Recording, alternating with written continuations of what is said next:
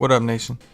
Welcome to another edition of the WiseTake MLB DFS Wise stream. CK013 here. You can find me on Twitter at CK_013. And of course, I'm from the WiseTake Nation, which you could find on all the social media platforms listed above or directly at WiseTake.com. If you're looking to take your DFS game to the next level, we are a premium DFS content provider as well as a DFS community designed to help make you a better DFS player. Go check us out. Day Pass is available. You want to try us out. That being said, if you're new to this channel, welcome. You've come to the right place for some free fire DFS content, so make sure you subscribe, hit the notifications bell, don't miss out on any of the free content we put out. Currently covering MLB slates Monday through Friday, meaning we stream Sunday night through Thursday night with the main slates.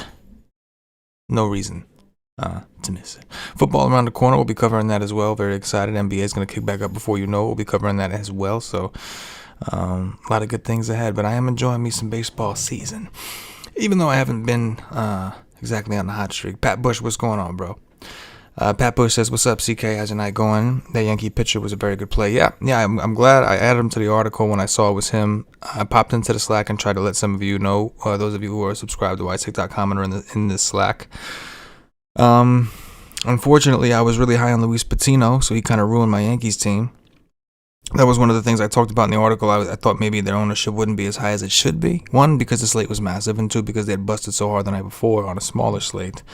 And the Yankee pitcher was kind of the key to getting good pitching. I got greedy. I tried to get too many bats, like expensive bats mixed in with a Yankee stack. And instead of spending the money on the pitching, like I should have, I tried to get cheap and use Patino instead of, paired with that Yankee pitcher who did do really well. Jonathan Adams, he stays strong. Yeah, man. Flexing. Yeah, I did. He's balling. Right now, I think, 10, 11K, some shit like that. Wild. Anyway, we've got an 11-game slate to get to. There's actually an early slate. We're not covering on this show, obviously, but that's how many teams are playing. We got an early slate, and we still have an 11-game main slate. It's wild.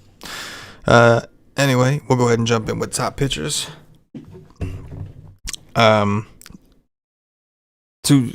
the point Jonathan made about Cease, whatever. I would imagine Lucas Giolito ends up pretty popular tomorrow. Number one, because of what Cease just did to them. Number two, I think the last time Giolito played the Royals, he did really well.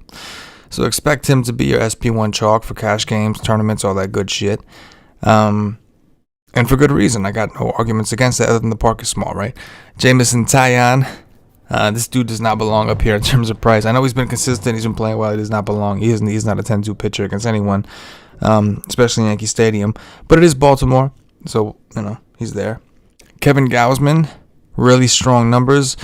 A couple interesting outings. Most recently, he played the Astros, who are a very tough team to strike out. He did strike out 9 of them, but he didn't even get through 5 innings.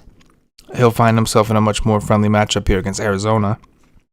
They do have a lot of lefties, but this dude throws splitters, which is pretty nasty. Arizona currently at 24.3% K rate against righties with a 135 ISO, a 294 WOBA, and an 81 WRC plus. I think Gausman is definitely in play in all formats. Ohtani seems like he might actually finally pitch. He gets a friendly matchup against the Rangers. Rangers currently have a 24.6% K rate against righties with a 157 ISO, 295 WOBA, 86 WRC plus. It's an 11-game slate, and we got plenty of pitching. If you haven't already noticed, Max Scherzer could have saved him for the what to watch, but I just felt like that was disrespectful to my man Scherzer, who's expected to make his Dodger debut. Scherzer does have some awesome numbers: 34.3% K rate. Sierra is 3.01, xFIP 3.46, but also some interesting, in the not so good way, 233 BABIP, very low, 51% flat ball rate, 36.7% on contact rate. And he's playing Houston. Very good offense. But they do lose the DH, so you got that going for you. We'll have to see how Buehler does tonight. Currently streaming 10-16. Buehler should be getting ready to get rolling now, I believe. Erod. I think Erod could be one of the top tournament plays on the slate. I don't love the 9K price tag on DraftKings. He's a pitcher that we talked about is due for some positive regression according to his numbers, a 5.6 ERA, but an xFIP of 3.31, which is awesome. 3.51 Sierra, 27.9% K rate, a 369 batting average balls in play. That's just massive. Now, the Tigers have been playing a little bit better. lately. But they still have a 26% K rate on the season against lefties with a 145 ISO and a 95 WRC plus. So I think Erod is one of the better tournament plays, in my opinion. Carlos Carrasco, somebody to keep an eye on. He's playing Miami. Miami's been giving the Mets pitchers a hard time. We're talking about Tyler McGill and Taijuan Walker. Carlos Carrasco, I think he threw 58 pitches in his first game. Looked pretty good for the most part. 4 Ks, 1 earned run, I think. I would imagine they're going to let him go a little bit more than that. Maybe he gets to 65, 70, 75. And he's playing Miami, a team that does strike out a lot. As we can see, where the shit are they? 25% K rate against righties this season. So he's going to have a pitch count. There's going to be a limited ceiling. Definitely not a play you want to play on FanDuel. But if you fell into him, I wouldn't change the rest of the squad. You know what I mean? Steven Matz, fairly strong numbers, stronger than he had when he was in the Mets, I could tell you that. He's at home against Cleveland. Cleveland's also been kind of hot, but on the season, not so great against lefties. They do have a 173 ISO, which is interesting. But in terms of cheaper pitchers, he's in the equation. I think Zach Gallen is a very interesting play against the Giants. The Giants are a very good offense. Gallen does have a 27.5% K rate, which is strong. As good as the Giants are against righties, 204 ISO is pretty impressive, especially considering their home park is massive. But a 25.8% K rate is also massive. So I think Gallen is a very, very interesting SP2 play. We're going to go to top offenses. We got the Rockies, who are playing well as we speak. They'll get another soft matchup against Mr. Alec Mills, who has a 16.8% K rate. He does have a big 55.4% ground ball rate. Keep that in mind. And the Rockies suck ass, but it is cores. We have to address it. Yankees against Matt Harvey. Matt Harvey's been Troll City his last few starts. Small park, good offense. Not on paper, statistically this year, but obviously a good offense. Definitely, I think that Rizzo and Gallo certainly heavily in play, but the Yankee stack in general should gain some traction, I would think. The Blue Jays also playing really well. Springer did his thing again. Mejia has some positive regression coming at some point, but he's still not good. His numbers are actually very similar to Matt Harvey, slightly better than Matt Harvey, but it is Toronto, one of the top offenses in the league. Expect them to get some attention. The Braves started off real hot against John Lester and then kind of cooled it down. They'll get another lefty today. And J.A. Happ, who's basically John Lester number 2, arguably worse than John Lester. I say arguably because they're both really bad, and it's up to you to kind of split the hairs on how bad. The Braves definitely in play. Don't love the park, but we know St. Louis's bullpen is supposed to be trash. I say supposed to be because the Braves seem to have a hard time getting that memo. But the game is still continuing. I'm probably giving them a little jinx action right now as we speak. Finally, the White Sox. No team has cost me more money over the last few weeks than the White Sox. Just keep falling for that trap, but they do have a matchup with Carlos Hernandez, who does have a 27.5% K rate, but also an XFIP and Sierra in the mid to high 4s, a 44% fly ball rate. And obviously the White Sox are a good offense. They're a good team. That's why we keep on looking to do it. Plus, Kansas City's bullpen is doo-doo butter.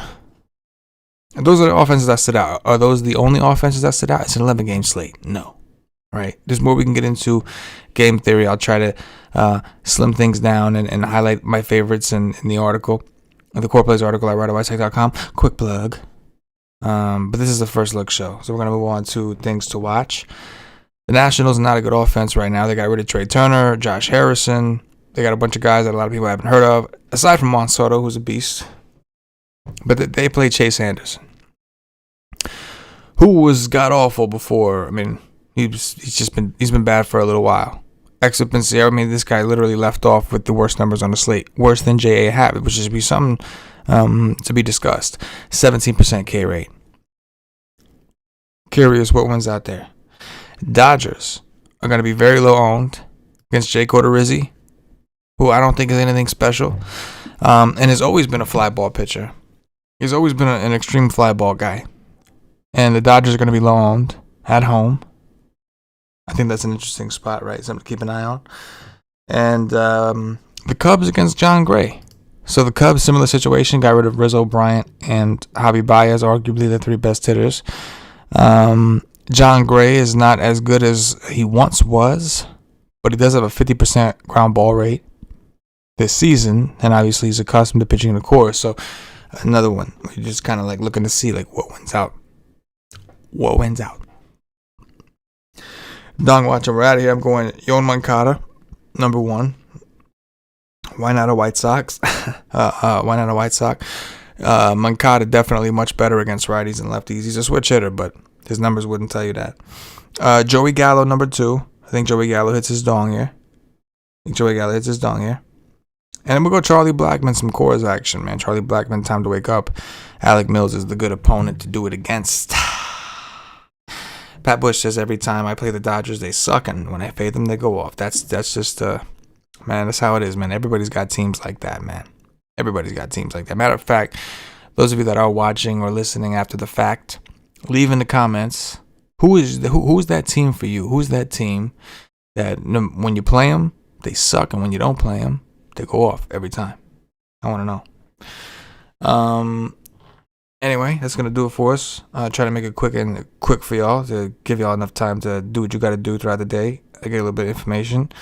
Again, Paulie D does his dirt sheet. Go catch Paulie D. 135 G's in one night already this season. One night. I think it was off like $500 too. Something crazy. He didn't even play as heavy as he normally does. But anyway, his dirt sheet comes out Monday through Saturday. Go check it out. My article comes out, projections, cheat sheets, all that shit available at WiseTake.com. I put a portion of this chart up into the strikeout rates for the pitchers. I do put the chart in my article up to that point, so you guys can have a reference. Anyway, hit the like button on your way out. For myself, the entire WiseTake Nation, as always, good luck.